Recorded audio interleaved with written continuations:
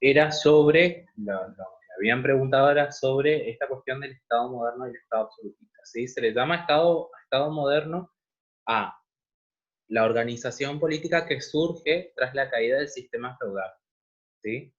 A partir los distintos conflictos que presenta, tanto económicos como políticos, el sistema feudal cae, que es un proceso también, no es que de la noche a la mañana cae, sino que se va gestando esto que nosotros vamos a conocer como el Estado moderno, ¿sí? Y se llama Estado moderno primero porque dos cuestiones. Surge esta idea de que, según en términos de Hobbes, ¿no es cierto?, se ceden sus derechos a un tercero, que ese tercero los va a cuidar, los va a proteger, ¿sí?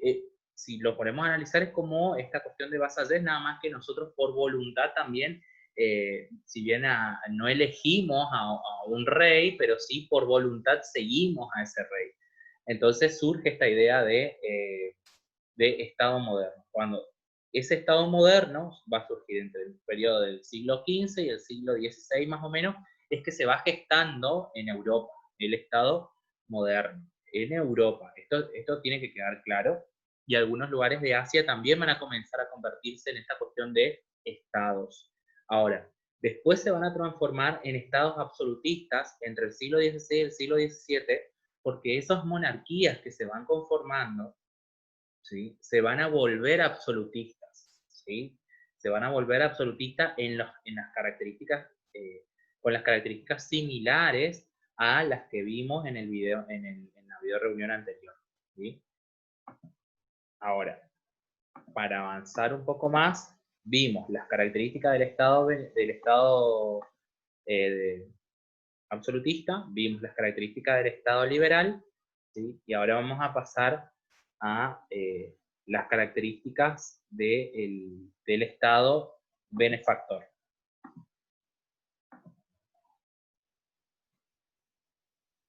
Bien. ¿Qué es esto del estado de bienestar?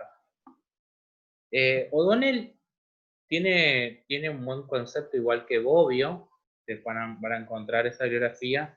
Lo mismo Pasquino, que va a citar a Bobbio, obviamente, hablan sobre el estado de bienestar. Yo les recomiendo que lean Bobbio, ¿sí?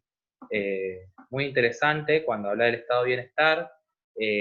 También habla mucho sobre el fascismo, sobre los totalitarismos. Entonces, bastante interesante la lectura de Bobbio, y no es muy difícil su forma de poder explicar los modelos de Estado, y sobre todo hablar del Estado keynesiano, ¿sí? Bueno, ahora, dice el autor, esto obviamente es de estado de bienestar en Bobbio, ¿sí? Eh, Bobbio dice, es necesario llegar a la Inglaterra de los años 40 para poder encontrar una afirmación explícita del principio fundamental del elemento estado de bienestar, independientemente de sus ingresos. Todos los ciudadanos, en cuanto tales, tienen derechos a ser protegidos, con pagos en efectivos o con servicios, en situaciones de dependencia de largo plazo, vejez, invalidez o de breve plazo, enfermedad, desempleo, maternidad.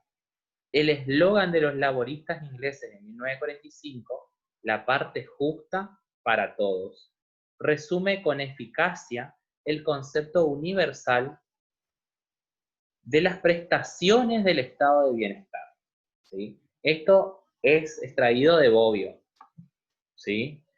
Bobbio entiende, ¿sí?, como el concepto general de estado de bienestar va a ser esta cuestión de que el estado de bienestar es aquel estado, ¿sí?, que a través de determinadas intervenciones que realiza debe garantizar por lo mínimas condiciones, ¿sí? Mínimas condiciones, y vamos a un concepto más actual incluso, mínimas condiciones que generen determinado bienestar en la población. Y habla de un bienestar general, y habla de prestaciones de servicio, ¿sí? Incluso, obvio, para el momento en que escribe esto, eh,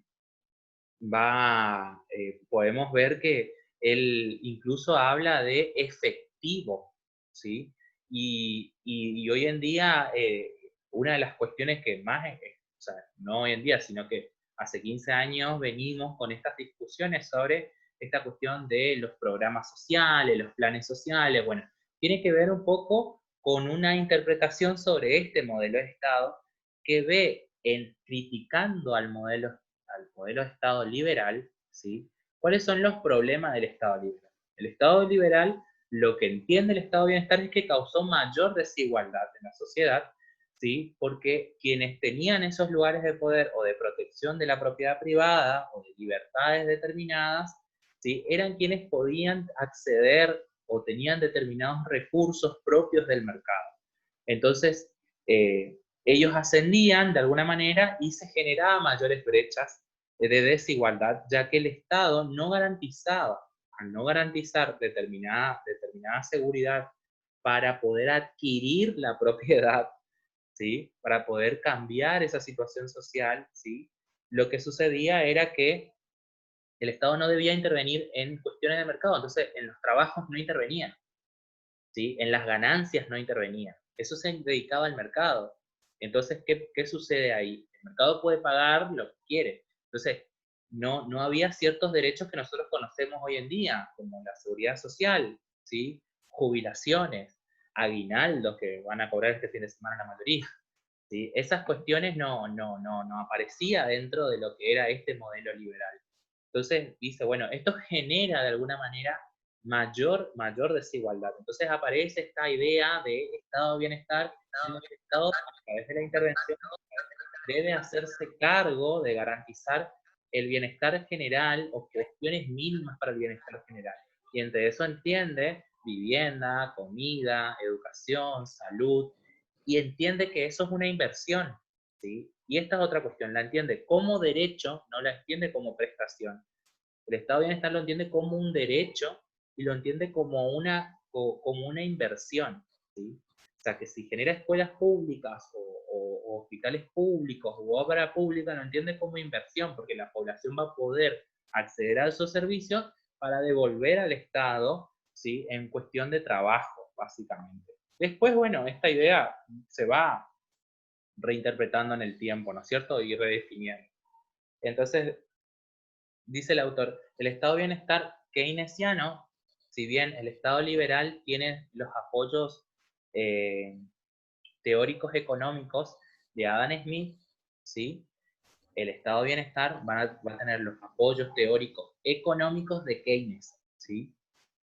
Eh, dice, se estructuró sobre una reconceptualización de las funciones del Estado. Ya el Estado no solamente debía intervenir en lo político nomás, y no en el mercado, sino en el mercado también en la cuestión de la economía, ¿sí? Entonces, inspirada en la idea de John Keynes, ¿no es cierto?, economista inglés, a partir de su libro Teoría General de la Ocupación, el interés del dinero, publicado en 1936, con la nota de, se lo voy pasando.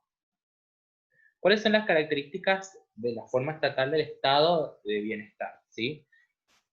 Primero que nada, busca un alto porcentaje del Producto Nacional, del Producto Bruto Interno, el Producto Nacional Bruto, ¿sí? Destinado a gastos sociales. Esto es muy interesante porque en el Estado liberal no existe gastos, o sea, justamente el gasto social es un gasto, entonces no lo tiene que hacer el Estado, ¿sí? Porque no debe intervenir, y intervenir tampoco es invertir en eso, ¿sí? Estos recursos surgen fundamentalmente de la implementación de un sistema fiscal que grava las tasas de rentabilidad de las empresas, el sector financiero, los sectores acomodados de la sociedad, logrando de esta forma un proceso de redistribución de la riqueza. Esto es lo que entiende el Estado. Dice, bueno, a partir de la rentabilidad de las tasas de determinados impuestos de los sectores económicos más acomodados, ¿sí? Se puede distribuir a la sociedad, ¿sí? La riqueza. Y hay que ver qué es la definición de riqueza, porque, por ejemplo, un salario no entra dentro de riqueza, sino que buscar condiciones más o menos equitativas entre un grupo y otro, ¿sí? Se basa en una economía mixta, fuerte, con un componente estatal en el manejo de la economía, o sea, el Estado interviene en la economía, por eso es que lo que entra en tensión es esta cuestión de la seguridad privada, porque el Estado lo que puede hacer es nacionalizar o estatizar justamente determinadas empresas, que el Estado liberal no las hace, o sea, no hay mayor estatización, no hay intervención del Estado, o hay mínima intervención, o lo que después van a ver en el Estado neoliberal, el achicamiento del Estado, ¿sí? Y pasa a una cuestión de intervención, de estatización, de nacionalización incluso de los servicios, ¿sí? Porque entiende que esos servicios se los debe proveer el Estado a la población